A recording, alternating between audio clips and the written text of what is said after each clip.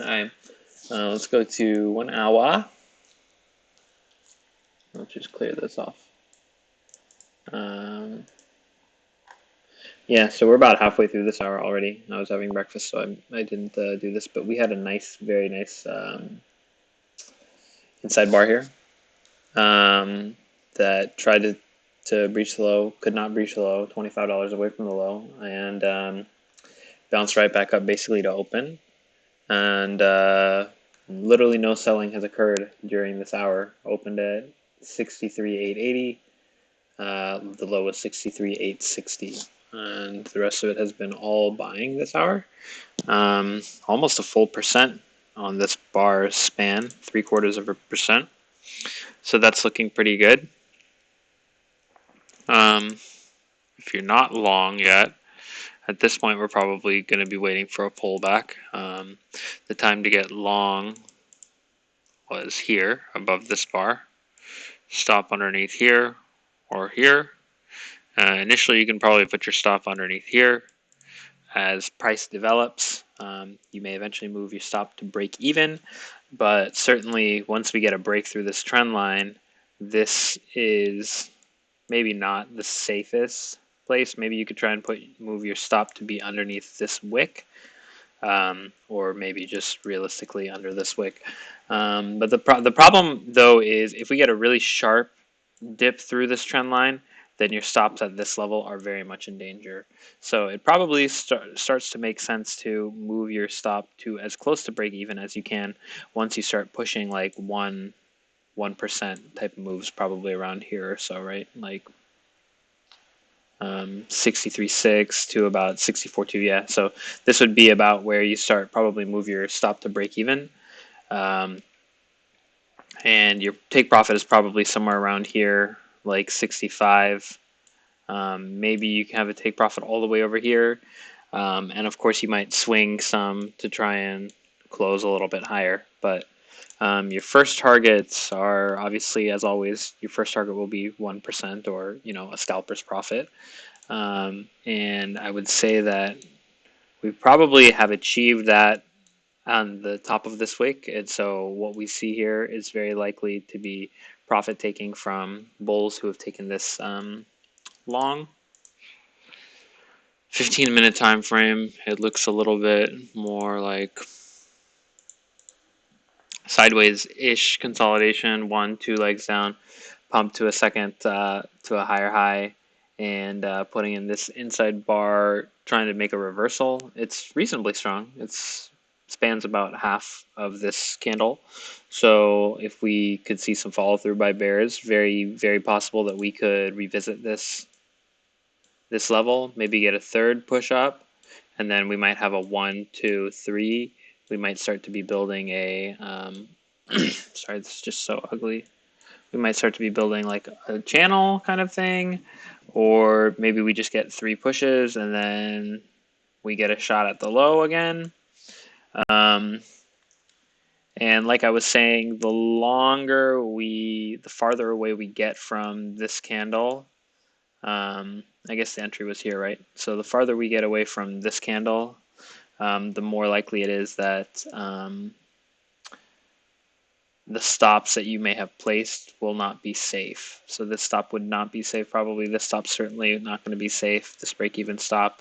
And this stop, the longer we get away from this area without breaching above 65 type areas, the more likely it is that this stop gets run. So have to be pretty careful with your stops if you're fading this move.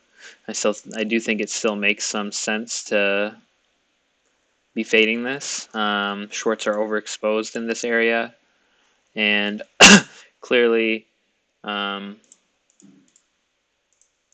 clearly, this is a buyer's territory, right? A buying region. As every time we've visited it, we've been bought back up, and that's not just with this, of course, candle, and of course this dump here, but this dump here got rejected at this level. This dump here got rejected at this level. When we came here, we got a lot of attempted rejection in this level of buying. buyers attempted to reverse the market here. They were unsuccessful, so we took another low down, and now we are able to try and buy it back and push back into a region of price acceptance. This is very clearly buyer's territory, so shorts overexposed in this area obviously need to be punished, and now we're looking for what's the next what's the next pattern we might see. So obviously going to be aware of this potential spike in channel that could be forming, of which we may already have two pushes. So if we're getting a third push up to kind of this area, maybe we get a dump back down to, I mean, with the spike in channel, this is always the level to watch. Also coincides with the trigger entry for our long on the higher time frame, which makes this the break-even stop for those trades. Hence why break-even stop maybe doesn't always make the most sense, and especially in this situation, having a break-even stop here doesn't make very much sense because this is your support level where we should be buying from if we get a channel, break through the channel, a test of the start of the channel, you know. This would be a buying zone, not a zone to be selling off. So it would make more sense to have a stop a little bit lower, maybe under this structure or somewhere in this structure if you don't want to risk it all the way down here. But it just also makes sense to loosen your grip a little bit. And, you know, it to an extent, once we get a strong enough reaction here, like bear trend is clearly concluded, right? Like if we get a strong enough reaction, like we just go up here and then we do this kind of stuff and then still find a way to revisit this would not be a sell zone. The higher we're able to go in this off of this pump, and the longer we're able to stall bears from another dump, the higher the probability of this being a buy zone, that such that maybe we dip into this level and we dip even lower, but we are still likely to get a good reaction and again revisit this 65 region and possibly higher, just because then we would have one push down, two push down, and possibly a third push down that gets us to go. Although it doesn't make as much sense for us to count this as one of the pushes. We could potentially count this as one push down, then second push down, and then a third push down. Of course, this is something of a channel, which itself kind of had three pushes down. So maybe not really much to look for with that, but I think it just also makes sense to say we had a strong leg down, sideways consolidation, looking for a second leg down, and this leg itself was strong enough such that after a up consolidation, maybe we get a second leg down on it.